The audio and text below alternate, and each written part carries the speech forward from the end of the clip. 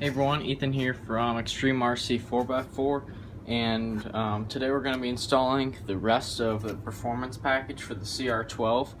So I'm just going to go over exactly what is included with the performance package first.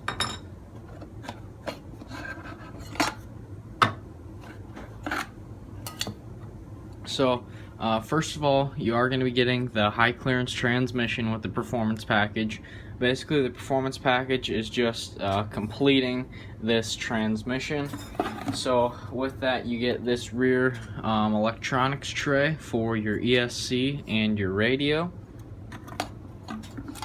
You also get this front servo mount plate, which has all the advantages of the standard servo mount plate that I make, except it's a shorter version, which is going to work with this new transmission.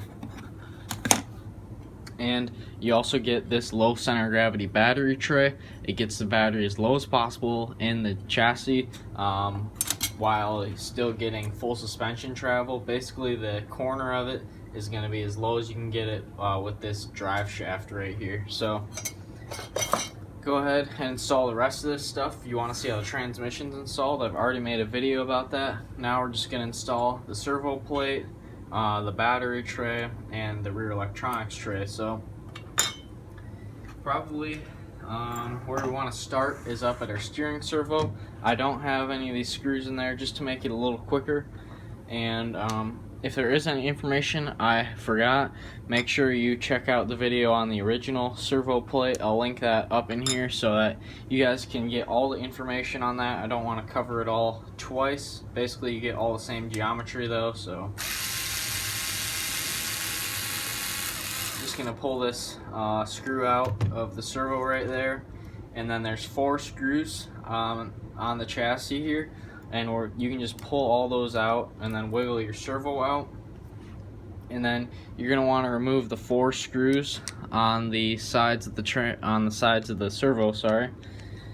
All right, so with all those pieces removed, you're gonna want to pull this screw out of your servo.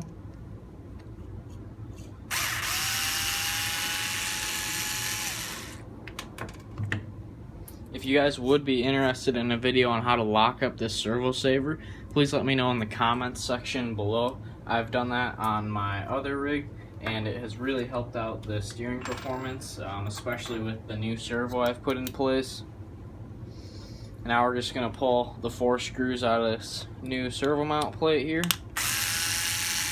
So with all those screws removed, we can go ahead and put our servo back in. Make sure that you have the servo horn going to the left side of this if it's facing forwards, and you do want to cut these little tabs out right here. We can see them. I actually have another servo that I've already cut the tabs out of that I'll grab.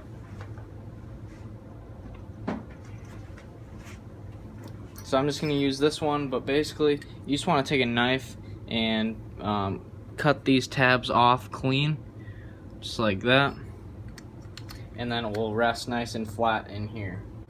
Now we can just set one of our little sandwich plates on here, which keeps your servo arms from spreading apart where they mount. Okay, so now as you can see, we have it all screwed in place. These little plates basically just keep all the plastic parts from spreading apart, like the heads of a screw will sometimes do to these servo mounting points. So kind of just a little thing that helps the durability of the servo, I guess. Now what you want to do is install the plate into the truck, but what we're going to need to do is pull the bumper mount screws out here. Just these 2.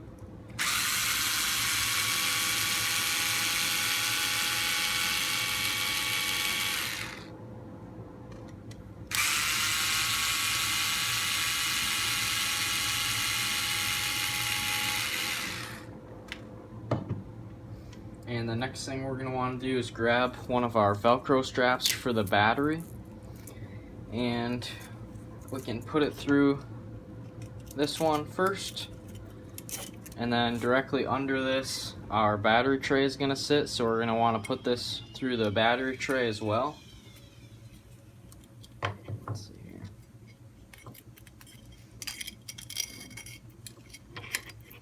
And then we're also going to go back through this top side just to make it easier for us, so we don't have to go and pull that back through later.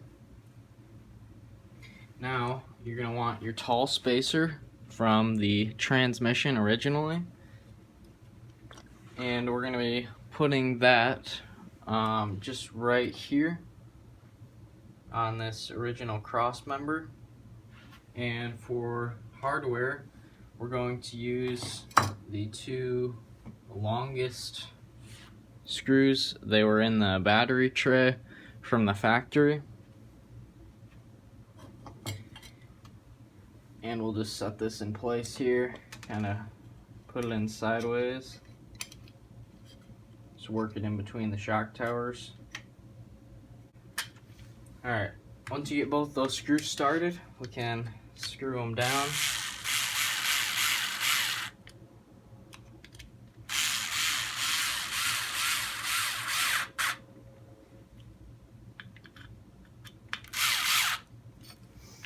And just like that, the battery tray is installed. Please take note that wherever your Velcro strap is, it's going to get crimped in place by that cross member that sits directly below it. And I kind of like this because your strap isn't sliding all over while they're trying to put the battery in. And now we can go ahead and replace the bumper mount screws up in the front.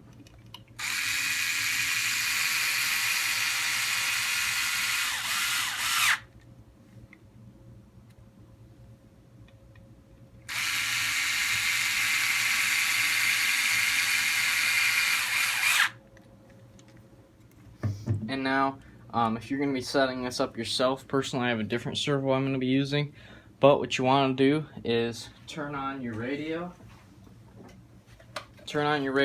make sure your truck is plugged in, and right here on the steering trim, you're going to want to center this. So both of the dead points are there. Just point the arrow directly at the trim arrow, and that's going to center it so you get the most amount of travel in either direction. And once that's centered, we can, usually what you want to do is attach the servo horn to the steering arm with the screw that we pulled out originally. And once we have that screwed in, we can set the servo saver against the gear and try to turn the wheels as straight as we can. And then we'll just pop it on there. And then you can screw it. Then you can screw your servo saver back onto the servo.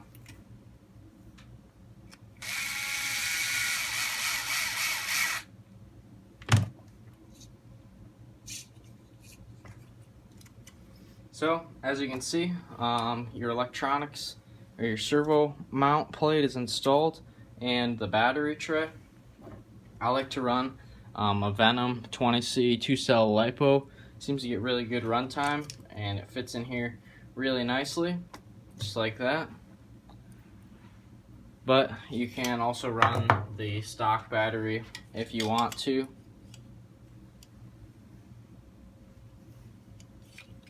And the servo mount plate, you can also run a battery up there too if you really wanted to, but personally I like to keep it low, so that's why I went for that.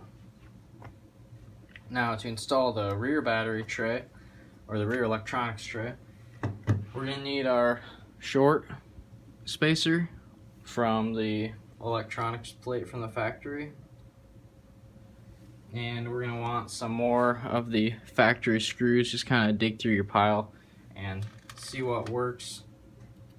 And we're going to be setting that spacer on this cross member back here. Now if these sides are a little tight, just kind of squeeze them. I can't bend them perfectly every time, but I try to get them as close as possible. But the goal is to get it nice and tight between the frame rails. So we can go ahead and screw this guy in. And with that screwed in, we can go ahead and pull out the rear bumper mount screws. And we're just going to install them from the bottom now. So there you go, that's the complete performance package. You get the high clearance transmission, the servo mount, the low center of gravity battery mount, and you get the rear electronics tray. This is a really good option for anyone looking for the complete package that still wants the high clearance transmission, just because of the fact that your stock electronics plate is not going to work anymore. These rock sliders do not come with the package. I've just installed them for my own personal use, but these are also available on the website if you do choose that you want some. Alright guys, so now that I showed you how everything goes together, I just wanted to show you my personal ones just so you can see how everything fits back here. For the ESC, this little switch that comes on it just slides out the side. You can see little channels right there. You just pop that up, and then I double-sided tape it to the wall of this tray back here, just so I get, easy access to it. If I do get it wet, that switch might die, and I might have to just solder the wires together.